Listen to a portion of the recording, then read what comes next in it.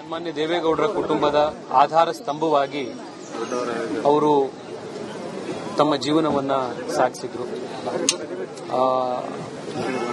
ಹಲವಾರು ಬಾರಿ ದೇವೇಗೌಡರನ್ನ ಭೇಟಿ ಮಾಡಲಿಕ್ಕೆ ನಾನು ಮನೆಗೆ ಬಂದಾಗ ದೇವ್ರ ಮನೆ ಎದುರುಗಡೆ ಕೂತ್ಕೊಂಡು ದೇವ್ರ ಪೂಜೆಯಲ್ಲಿ ಹೂ ಕಟ್ತಾನೋ ಅಥವಾ ಯಾವುದೋ ಒಂದು ಮಂತ್ರ ಹೇಳ್ತಾನೋ ದೇವ್ರ ಭಕ್ತಿಯಲ್ಲಿ ಯಾವಾಗಲೂ ತಲ್ಲೀನರಾಗಿರೋರು.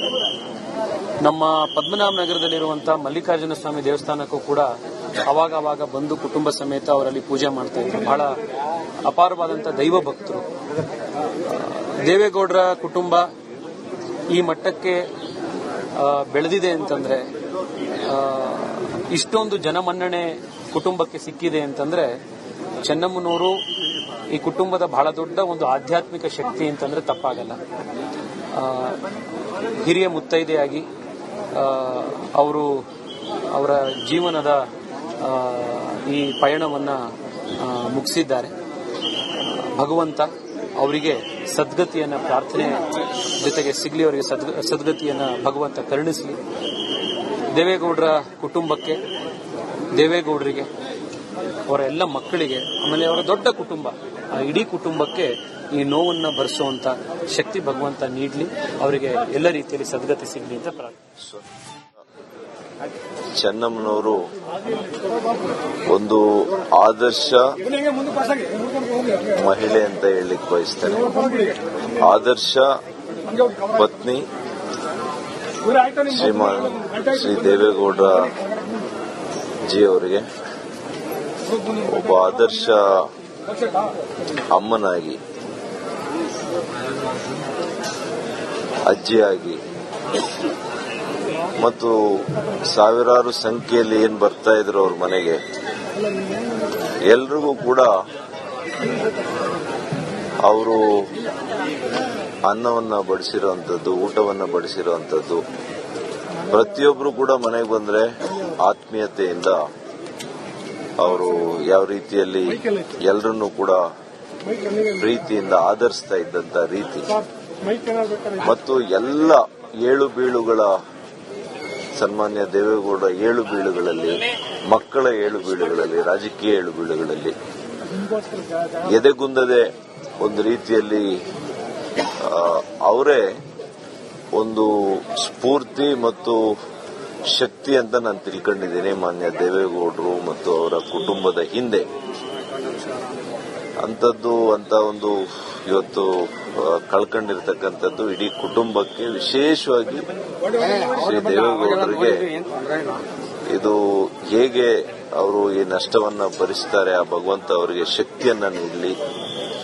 ಅತಿ ದೀರ್ಘಕಾಲದ ಸಂಗಾತಿಯಾಗಿ ಇವತ್ತು ಅವರನ್ನ ಕಳ್ಕೊಂಡಿರುವಂತದ್ದು, ಭಗವಂತ ಅವರಿಗೆ ಸ್ಫೂರ್ತಿಯನ್ನ, ನೈತಿಕ ಶಕ್ತಿಯನ್ನ, ಸ್ಥೈರ್ಯವನ್ನ ಕೊಟ್ಟು ಅವರ ಆರೋಗ್ಯದ ಕಡೆ ಅವರು ಹೆಚ್ಚು ಗಮನ ಕೊಡಬೇಕು. ಇನ್ನೂ ಕೂಡ ಹಿರಿಯ ರಾಜಕಾರಣಿ, ನಮ್ಮ ಕರ್ನಾಟಕದ ಮಾಜಿ ಮುಖ್ಯಮಂತ್ರಿಗಳು ಹಾಗೆ ನಮ್ಮ ದೇಶದ ಪ್ರಧಾನಮಂತ್ರಿಗಳಾಗಿದ್ದಂಥ ದೇವೇಗೌಡರ ಶ್ರೀಮತಿ ಚೆನ್ನಮ್ಮನವರು ವಯೋಸಹಜ ಕಾಯಿಲೆಯಿಂದ ತೀರೋಗಿದ್ದಾರೆ. ಮತ್ತೆ ದೇವೇಗೌಡರು ಮತ್ತೆ ಅವರ ಕುಟುಂಬದಲ್ಲಿ ಮುಖ್ಯಮಂತ್ರಿಗಳಾಗಿದ್ದಂಥವರು ಕುಮಾರಸ್ವಾಮಿ ಅವರು, ರೇವಣ್ಣವರು, ಅವರ ಎಲ್ಲರ ಶ್ರೇಯಸ್ಸಿನ ಹಿಂದೆ ಚೆನ್ನಮ್ಮನವರ ಒಂದು ಸಹಾಯ ಕೂಡ ಇತ್ತು. ಮತ್ತೆ ಅವರು ಅಗಲಿರತಕ್ಕಂಥ ದುಃಖವನ್ನು ಭರಿಸುವಂತ ಶಕ್ತಿ ಎಲ್ಲ ಅವರ ಕುಟುಂಬ ವರ್ಗ ಮತ್ತು ಅವರಿಬ್ಬ ಅಭಿಮಾನಿಗಳಿಗೆ ದೇವರು ದಯಪಾಲಿಸಲಿ ಅಂತ ಕೇಳಿ. ಹಿರಿಯ ರಾಜಕಾರಣಿ, ನಮ್ಮ ಕರ್ನಾಟಕದ ಮಾಜಿ ಮಾತೋಶ್ರೀ ಚೆನ್ನಮ್ಮ ದೇವೇಗೌಡರು ಇವತ್ತು ದೈವಾಧೀನರಾಗಿದ್ದಾರೆ. ದೈವಾಧೀನ ಅನ್ನುವಂಥ ಪದ ಅವರಿಗೆ ಅತ್ಯಂತ ಸೂಕ್ತವಾದದ್ದು. ಯಾಕಂದ್ರೆ ಅತ್ಯಂತ ದೈವಿ ಭಕ್ತರು. ಮಕ್ಕಳು ಸ್ವತಃ ಅವರ ಸಂಗಾತಿ ದೇವೇಗೌಡರು ಮಂತ್ರಿ, ಮುಖ್ಯಮಂತ್ರಿ, ಪ್ರಧಾನಮಂತ್ರಿ, ಅವ್ರ ಮಕ್ಕಳು ಮಂತ್ರಿ, ಮುಖ್ಯಮಂತ್ರಿ, ಪ್ರಧಾನಮಂತ್ರಿ ಎಲ್ಲ ಆದರೂ ಸಹಿತ ಒಬ್ಬ ಸಾಮಾನ್ಯ ಗೃಹಿಣಿಯಾಗಿ ಇಡೀ ಕುಟುಂಬವನ್ನ ಯಾವ ರೀತಿ ನಿರ್ವಹಿಸಬೇಕು ಅಂತನ್ನುವಂಥದ್ದು ಇಡೀ ಸಮಾಜಕ್ಕೆ ತೋರಿಸಿದಂಥ ಒಂದು ಆದರ್ಶ ಗೃಹಿಣಿ ಅವರು. ಅಷ್ಟೇ ಅಲ್ಲದೆ ದೇವೇಗೌಡರ ಹಿಂದಿನ ಅತ್ಯಂತ ಶಕ್ತಿಯಾಗಿ ಅವರಿಷ್ಟೆಲ್ಲವೂ ಜೀವನದಲ್ಲಿ ಸಾಧನೆಯನ್ನ ಮಾಡಲಿಕ್ಕೆ ಕುಟುಂಬವನ್ನ ಅತ್ಯಂತ ವ್ಯವಸ್ಥಿತವಾಗಿ ಮತ್ತು ಸಂಸ್ಕಾರಯುತವಾಗಿ ಬೆಳೆಸಲಿಕ್ಕೆ ಅವರ ಕೊಡುಗೆ ಅಪಾರವಾಗಿದೆ. ದೇವೇಗೌಡರಿಗೆ ಒಂದು ಬಹುದೊಡ್ಡ ಆಘಾತ ಅವರಿಗೆ ಮತ್ತು ಅವರ ಕುಟುಂಬಕ್ಕೆ ಆಗಿದೆ. ವಿಶೇಷವಾಗಿ ದೇವೇಗೌಡರಿಗೆ 70 ವರ್ಷಕ್ಕಿಂತ ಹೆಚ್ಚು ಸಂಗಾತಿಯಾಗಿದ್ದಂಥವರು. ಆತಿಥ್ಯಕ್ಕೆ ಮತ್ತೊಂದು ಹೆಸರು ಅವರಾಗಿದ್ರು. ಬಹುತೇಕ ಇವತ್ತು ಏನು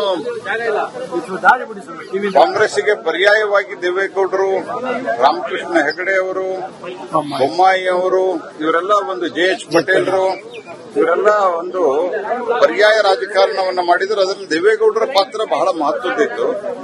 ಇಂಥ ಎಲ್ಲ ಸಂದರ್ಭದಲ್ಲಿಯೂ ಸಹಿತ ಮನೆ ಮತ್ತು ಮನೆಗೆ ಬರ್ತಿರುವಂತಹ ಅವತ್ತಿನ ಜನತಾ ಪರಿವಾರದ ನಾಯಕರನ್ನ ಅತ್ಯಂತ ಗೌರವದಿಂದ ಒಂದು ಆತಿಥ್ಯ ಎಲ್ಲ ಹಳೆ ದಿನಗಳು ನೆನಪಾಗ್ತಾ ಇದೆ. ಸ್ವಲ್ಪ ಕೇಕ್ ಓಪನ್ ಮಾಡ್ಸೋದು. ನಮ್ಮ ತಂದೆಯವರು ದೇವೇಗೌಡರ ಒಡನಾಟ,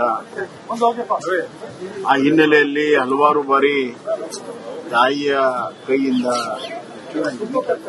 ಸುತ್ತನ್ನ ತಿಂದಿರುವಂತ ನೆನಪು, ಆ ದೇವಸ್ಥಾನ, ಆ ಪ್ರಸಾದ ಇವೆಲ್ಲವೂ ಕೂಡ ನೆನಪಾಗ್ತಿದೆ.